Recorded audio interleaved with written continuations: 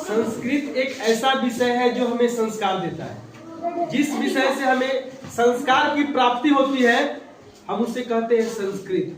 संस्कृत पढ़ना हमारे जीवन में कितना बहुमूल्य है, कितनी अच्छी चीजें हैं, ये शायद आप लोगों को पता नहीं होगा।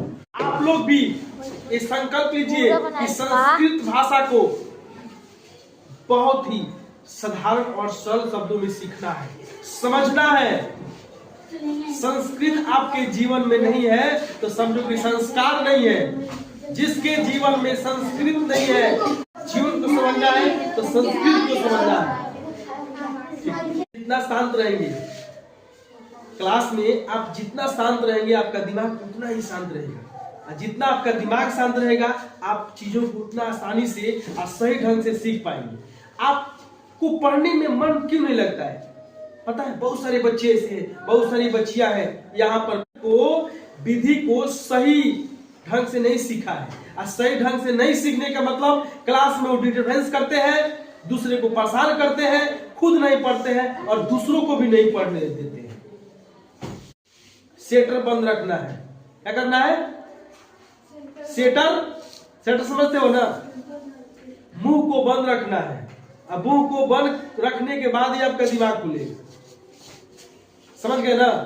तो कभी भी क्लास में शांत रहे, सजग रहे, तैयार, शांति से, शांति पूर्वक पूरा फुल वीडियो बनाओ कर जाए। क्लास के कुल नियम है कि आप शांत रहें। घर से अपने होमवर्क को ईमानदारी से बना के लाए।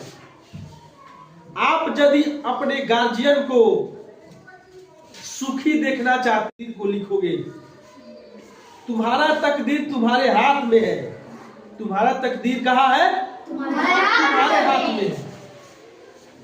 समझ गए? भगवान ने कलम दे दिया है, तुम अपने हाथ से लिखो जो लिखना चाहते हो। जो लिखोगे वही बनोगे, जो लिखोगे वही बनोगे। अब तुम पढ़ नहीं रहे हो, जनों का आभार प्रकट करें और उनसे प्रेम से सीखने और समझने का प्रयास करें। क्लास में वो वाला करोगे नहीं टीचर पढ़ा पाएंगे, नहीं आप पढ़ पाएंगे। कोई आपको इमरजेंसी हो तो आप बाहर जा सकते हैं, इसमें कोई रोक नहीं है। लेकिन बिना काम के बाहर जाओगे तो ये ठीक बात नहीं है।